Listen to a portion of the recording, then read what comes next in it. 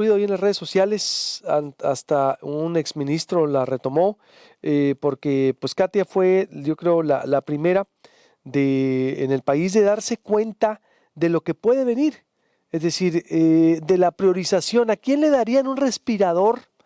Es decir, en caso de saturación, en caso que esto se complique más, ¿y por qué? Con esta valoración que hizo el Consejo de Salubridad a nivel nacional y esta columna que se publicó y que dábamos difusión desde ayer y que está ahí todavía en proyectopuente.com.mx. Katia Artigues, te saludo con gusto, mi estimadísima. Buenos días, ¿cómo estás? Muy bien, muchas gracias, buenos días. Qué temazo este, ¿no? Qué Sí, tema tan difícil. sí, ¿Me escuchas bien? perfectamente, Ah, perfectamente. qué bueno. Que se desnudó exactamente ayer. Platícanos, por favor, Katia, qué es lo que viste, porque fuiste la primera que detectaste ahí la prioridad a la hora de decidir. Sí, pues fíjate que es un documento pues muy difícil que se llama Guía Bioética de Asignación de Recursos de Medicina Crítica. Y lo que plantea este Consejo de Salubridad General, que lo redactó, coordinado por dos doctores, María de Jesús Medina y César Palacios González, Comité de Bioética del Consejo, es ¿qué pasaría si en determinado momento, los derechos son para todos, ¿no? Todos tenemos derecho a la salud, pero estamos en medio de una pandemia y sabemos que a veces los recursos críticos, sobre todo de medicina crítica, como lo llaman, serán escasos.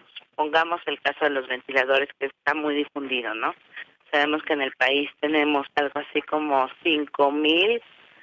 Entonces, ¿a quién se le asignan? En el derecho a la salud, siempre hay un principio que dice el que primero llega es el que primero se atiende, ¿no? Es como el principio de la fila. Fórmate, ¿no? Tómate un turno, etcétera. Pero aquí lo que se dice es que ante esta pandemia, lo que se va a tener que hacer es priorizar cómo salvar más vidas. Entonces es un documento, Luis, durísimo, de lo que podría venir, sabiendo que, bueno, pues si siempre tenemos un sistema de salud saturado, estamos en medio de una pandemia y vemos también que pues muchas personas no toman en serio esto de quedarte en casa, pues es muy posible que esto pase a finales de mes, a inicios de mayo. Y entonces lo que ve el Consejo es crear un comité de triaje, se llama.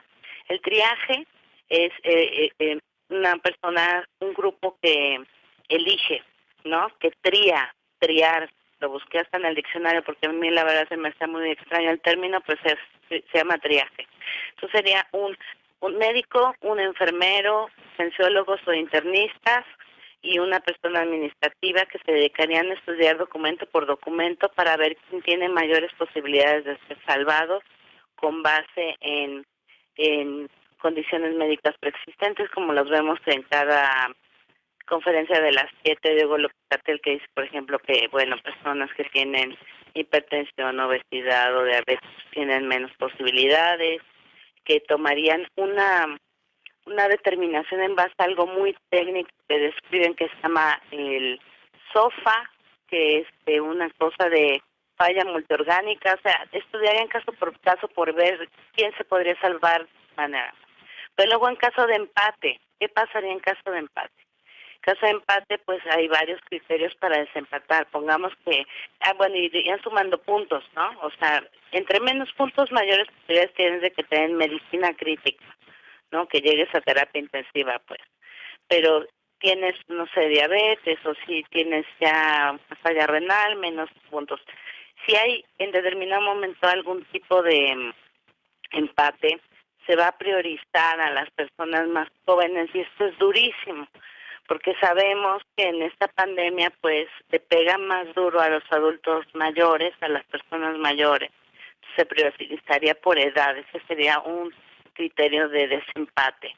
Y si hubiera aún así las mismas posibilidades, lo que plantea esta guía, que bueno, vamos a ver cómo se implementa y vamos a ver si se implementa, porque ayer aprendí mucho después de las reacciones que suscitó la columna que publiqué en Proyecto Puente. Incluso determinan que se lanzaría un volado, o sea, es un volado, o que se determinaría por sexo. Tú sabes que esta pandemia hasta ahorita le está pegando más a los hombres. Entonces las mujeres tenemos mayores posibilidades, en teoría, de sobrevivir. Entonces, bueno, es un documento de 11 páginas de bioética, pero que también pues así, determina, o más bien sugiere, los pasos que se tendría que crear en cada hospital con este comité de triaje, que determinaría pues a quién se le da medicina crítica y a quién no, y que tendrían que ser ellos y que tendría que estar afuera y permanecer como pues eso, afuera, y no estar involucrados con las personas, para quitarle a los médicos y las enfermeras, que de por sí están sometidas a mucha presión en esta pandemia, pues el tener que tomar una decisión que moralmente les podría provocar mucha angustia. Y que es a grandes rasgos, si llega un paciente de 20 años, dice, viviría 67 años. Si llega un paciente de 80 años, viviría 7 años. Se le dará prioridad a los Sí, jóvenes. Eso sería. sí, sí, y lo ponen así, o sea, ponen caso uno. Hay un principio que se llama vida por ser vivida, ¿no? Entonces, en caso de emergencia se priorizará el que tenga menor edad, porque tendría mayores años de vivir, pues. También es muy claro al decir que no se tomarán en consideración aspectos como los que plantea el artículo primero constitucional, ¿no? Religión, ni posición económica, ni discapacidad, ni que seas jefa de familia, ni que tengas alguna preferencia sexual X, ¿no? Para tomar algún tipo de decisión. Pero pues sí es un documento que te juro que redactar, leerlo y después redactar la columna, uy, te duele el estómago, ¿no? Sí, como lo dijiste ayer, y volví a compartirlo ahorita, hice ese resumen y volví a compartirlo ahorita otra vez en nuestra red social para que lea el lector, vaya, el cibernauta, porque estarás de acuerdo, y la gente también lee mucho, es decir, contrario a lo que dicen, Sí. la gente sí lee mucho más en internet, y todo lo que hiciste, la verdad, es un esfuerzo muy, pero muy importante que vale la pena volver a compartirlo porque la gente está saturada de información y que vea que es una fuente oficial y que tú solo te adelantaste a lo que a los criterios que están por venir. ¿Hubo alguna respuesta nacional de esto, o Katy, ayer? Mira, No sé. todavía no, pero ayer estuve hablando, por ejemplo, con otras personas que estamos preocupadas con lo mismo, entre ellas, por ejemplo, Santiago Corcuera, pues un destacado abogado y demás, y con, bueno, algunas personas también del mundo de la discapacidad, porque voy a escribir otro texto sobre el mismo tema, pero con otro enfoque más sobre discapacidad, que te llegará también a ti y a yo también.